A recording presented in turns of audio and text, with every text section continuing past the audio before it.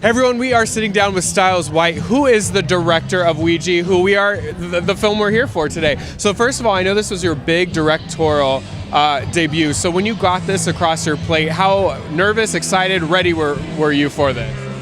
Yeah, kind of all of those, actually. I had been wanting to direct for a while.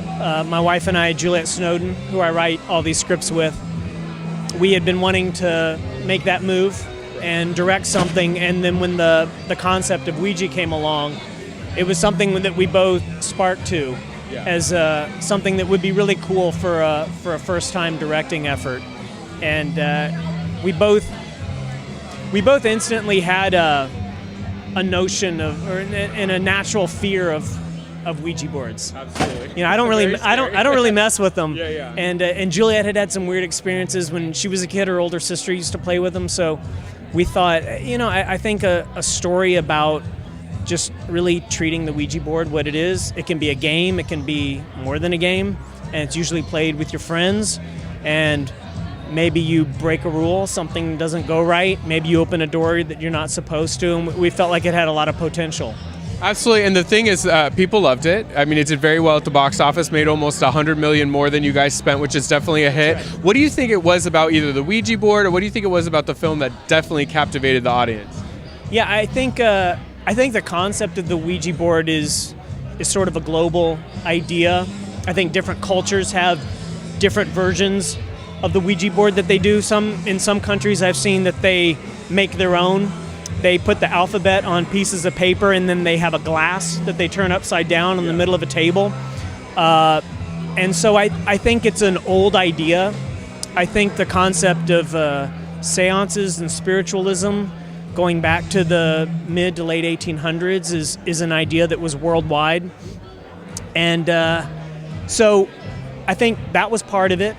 And then I think just the idea of friends. Yeah. And that two friends who used to play when they were little, and then one of those friends, you lose someone, there's a death, and you feel that there are some things left unresolved. And if there was a way that you could reach out to that friend one more time and talk to them one last time, what if the Ouija board actually worked? What if you could reach out and make contact? And I think that what if question was something that also was a big part of the appeal to this movie around the world.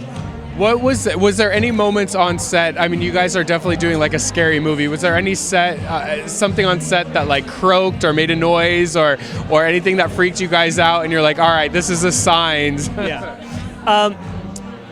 You know, I think we were lucky in that this was not a cursed set. Okay, good. We did not have incidents and episodes, but that being said, we were filming most of the movie in this really old house in Highland Park, California, out here in Los Angeles. I think the house was built in the 1890s, so it's a very old house. It had a lot of character, and the basement toward the end of the movie where all this action is taking place, that's the actual basement of this house. So normally you have to build a set for something like that, because no real life basement can ever live up to your horror movie ideal of what a basement should be like. But when we were location scouting and we went to this house, we went down into the basement and we thought, I think we need to rewrite the third act because it needs to happen down here. And there were definitely moments when we would be down there in the dark. We had our actress in her full ghost spirit makeup, and attacking and running and charging, and we're pulling actors on cables, and there's yelling and screaming in the dark, and lights are flickering on and off. You can definitely get caught up in that fear and that momentum, and so those are some of the more fun times that we had making this movie. Absolutely. So when they watch it and they see scary moments, they know it's true. Lastly, look in the camera. Tell people, you know, it's of course Blu-ray and DVD. That's right. People can see films now all the time. Tell them why they have to download it or watch it or buy it. Why is this a movie they got to see? Yeah, you should see this movie. You should get the Blu-ray or DVD because there's also some special features on here. Real life history of the Ouija board. Some making of how we did this movie. So I think there's some special features that you're definitely going to want to check out when the DVD comes out next week. All right, thank you, Stiles White here, the director of Ouija. It's going to be out on Blu-ray, DVD, February 3rd.